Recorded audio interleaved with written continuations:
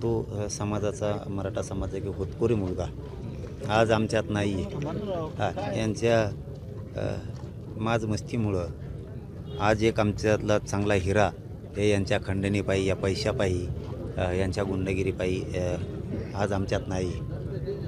पण माझं एक सांगणं आहे की तुम्ही जे जातीवाद म्हणताय ना ते जरा थांबवा, नका दुसरीवर ढकलू, जरा चांगले धडे द्या. बघा बरं का, मी खूप चांगल्या पद्धतीनं सांगतो आहे, जरा चांगले धडे द्या तुमच्या लोकांना. या गोष्टीपासून जरा लांब जा म्हणा तुम्ही. आता नका वारंवार तुम्ही जातीवादाचे प्रयोग करून ते विष पेरून खून करायचे, दहशत माजवण्याचा प्रयत्न तुम्ही थांबवा. कारण तुम्ही जर अशी दहशत माजवायला लागले आणि अशी खुनं करायला लागले तर नाविलाजाने समाजाला उठावं लागेल आणि न दिवस बघायचा तुमच्यावर बघायची वेळ येईल. असं नका वागू, असे माझी तुम्हाला कळकळीची विनंती खऱ्यानं सांगतो मी तुम्हाला. ही जे नव्यानं जे निवडून आले त्यांना हा इशारा समजायचा जरांगे पाटलांचा, म्हणजे तुम्ही इशारा समजता याला का काय समजता तुम्ही तुमचं बघा ना, आम्हाला माहीत नाही तुम्ही काय समजता याला. विनंती शब्द वापरेला आहे. पण माझे लोक मरायला लागले. खून हा विषय जर तुम्हाला कळत नसला आणि तुम्ही जर याला मोकाट फिरू देणार असलात जातीच्या जातीवादाच्या नावाखाली तर जड जाईल बरं. हो, तुम्हाला जे वाटतंय त्याच्या पलीकडं प्रक्रिया जाईल बरं. काही तुम्हाला समजून घ्यायचं आहे का नाही घ्यायचं आहे. शेवटी जर नड्याला लागलं, संयम जर सुटला, असू द्या, ती काय खंडणी असू द्या, काय असायचं असू द्या, एक समाजाचं चांगलं काम करणारं सरपंच म्हणून आदर्श असणारं पोरगं, आदर्श गावाला पुरस्कार मिळालेलं पोरगं जर तुम्ही घालवलं तर तुम्ही जातीच्या पलीकडे जाऊन विचार करायला पाहिजे आणि त्या नराधमाला, त्या आरोपीला तुम्ही पोलिसांच्या हवाली केलं पाहिजे. त्याला पाठीशी घालून मोकाट पळायला नाही पाठिंबा दिला पाहिजे. जात फीत नाही आणली पाहिजे. तिथं आम्ही जातीवादी नाहीत हे सिद्ध करायला पाहिजे. तुम्ही जर वारंवार असंच करायला लागलात तर एकदा हातातून सुटली ना गोष्ट तर सुटन बरं का. नका ती वेळ येऊ देऊ, माझी विनंती. कारण आम्ही खूप आमचं काळीज जळालं आहे. आता एवढं मोठं दुःख आज आम्ही पचवायला लागलो. कारण आता तर ते आपल्यात नाही येत, मेल्याच्या नंतर तरी त्यांच्या देहाची विटंबना नको. सरकार विटंबना करायला, छेड करायला. आपण भाऊ म्हणून सगळेजण, मायबाप म्हणून त्या कुटुंबाच्या पाठीशी उभा राहू. आपण त्यांचे अंत्यसंस्कार करू, नको त्यांना तिथं धरायचं. म्हणून मी आता गावकऱ्यांना सांगितलं आहे, सरकारनं किंवा SP साहेबांनी सरकारच्या वतीनं सांगितलं आहे आणि IG साहेबांच्या वतीनं पण सांगितलं आहे की त्यांच्या भावाच्या जीवाला धोका आहे आमच्या शिवराज देशमुखांच्या, तर त्यांनी एक बॉडीगार्ड काहीतरी नियुक्त केला आहे. CIDची मागणी होती तर त्यांनी CIDचंही IG साहेबांनी त्यांना सरकारनं सांगितलं आहे की आपण ते ताबडतोब गठीत करून CID मार्फत तपास करू पण देऊ, असं पण त्यांनी सांगितलं आहे. 2 निलंबनं होती, महाजन आणि पाटील म्हणून. तर ते एकाचं निलंबन त्यांच्या हातात आहे, SPंच्या PSIचं. ते म्हणले मी लगेच रात्री 9-10 वाजेपर्यंत करतो, सकाळपर्यंत करू द्या, हरकत नाही. आणि दुसऱ्याचं जे त्यांचा चौकशी करून अहवाल पाठवायचा आहे त्यांना IGंच्या हातात आहे. तर IGनं सांगितलं यांचा अहवाल आला, ते SP साहेबांना सांगितलं यांचा अहवाल आला तर त्याला पण आम्ही निलंबित करतो आणि आरोपींना धरायचं आहे. आणि हे जे त्यांच्या मागण्या होत्या त्या मागण्याबाबत त्यांनी लेखी दिले त्यांना, बरोबर का हो? तुम्हाला लेखी पत्र दिलेत ना, यांना लेखी पत्र दिलेत सगळे.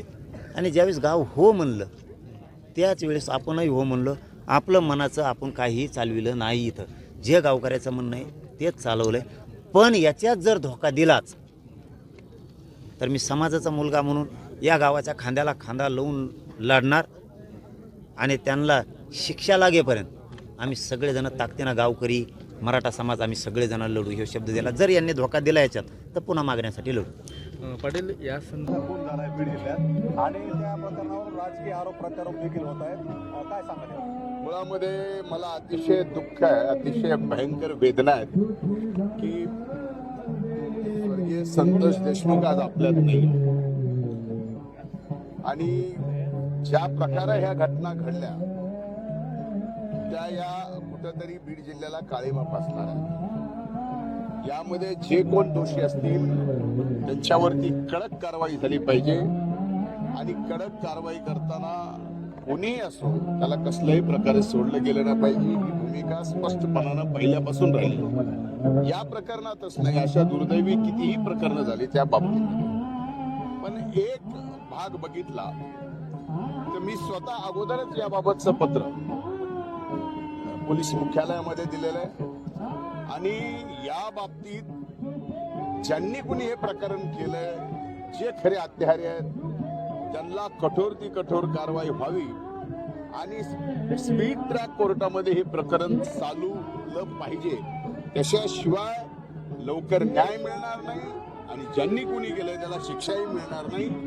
या भावनेतून मला या ठिकाणी एकच सांगायचं आहे या मायबाप बीड जिल्ह्यातल्या जनतेला, सर्व जाती धर्मात, की हे प्रकरण जे झालंय हे कुठल्याही राजकारणामुळे झालेलं नाही. हे प्रकरण कामाच्या व्यवहारातून झालेलं प्रकरण आहे. त्यामुळं आता अशा प्रकरणामध्ये राजकारण आणून पुन्हा जात पात धर्म करून खऱ्या अर्थानं संतोष देशमुखवर जी हत्या झाली त्या बाबतीमध्ये आपण त्याला न्याय देतोय का आपण आपलं वेगळ्या पद्धतीचं राजकारण करून दुसऱ्याला दोष देऊन आपली राजकीय पोळी साधून घेतोय हे सुद्धा बघायला पाहिजे. हे आपल्या बीड जिल्ह्याला परवडणारं नाही.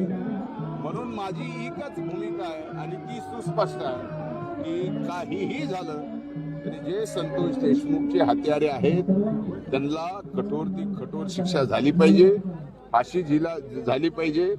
एवढी स्पष्टपणाची भूमिका मी या ठिकाणी घेतलेली आहे आणि हे प्रकरण स्पीड कोर्टामध्ये, जलदगती कोर्टामध्ये सुद्धा चालवून निकाल लवकर लागला पाहिजे. अमोल दुबेचं प्रकरण आहे, आणखीन एक प्रकरण आहे. या बाबतीत पोलिसांना मी अनेक दिवसापासून या ठिकाणी या सगळ्या प्रकरणं झालेली आहेत. त्यात अमोल दुबेचं असेल, आणखीन एक असेल, संतोष देशमुखांचं असेल, त्याच्या अगोदरचं असेल, ही जी काही प्रकरणं आहेत या प्रकरणाच्या बाबतीत वारंवार पोलिसांना सांगितलं. पण या काळात आपल्याला माहिती आहे सरकार स्थापन झालं पण स्थानिक जबाबदारी आणखीन कुठलीच कुणाला मिळालेली नाही आहे. आणि या सगळ्या गोष्टीमुळं पोलिसांना स्पष्ट शब्दात सांगितलं की कायदा आणि सुव्यवस्था कुठेतरी बीड जिल्ह्याचा बिघडताना दिसत आहे आणि पोलिसांनी त्यामध्ये तात्काळ लक्ष घातलं पाहिजे. आणि मला असं वाटतं की हे सगळी परिस्थिती झाल्यानंतर पोलीस नक्कीच याच्यात विरोधक असा आरोप करत आहेत की बीडचं पुन्हा एकदा बिहार होतंय असा आरोप केला जातोय. एक माझी हात जोडून विनंती आहे, असा महाराष्ट्रातला कुठला जिल्हा आहे का की जिथं खून वगैरे झाला नाही, जिथं हत्या झाली नाही, जिथं चोरी झाली नाही, जिथं किडनॅपिंग झाली नाही? त्या सगळ्या महाराष्ट्रातल्या प्रत्येक जिल्ह्यात, देशातल्या प्रत्येक जिल्ह्यात या ठिकाणी होतं. मग बीडचाच बिहार झाला का? आपण आपलीच लोक आपल्याच मातीतले का म्हणतो? हा, घटना झाली ती अतिशय दुर्दैवी आहे, क्लेशदायक आहे, संताप आणणारी आहे. पण कृपा करून बीड जिल्ह्याला बदनाम करू नका.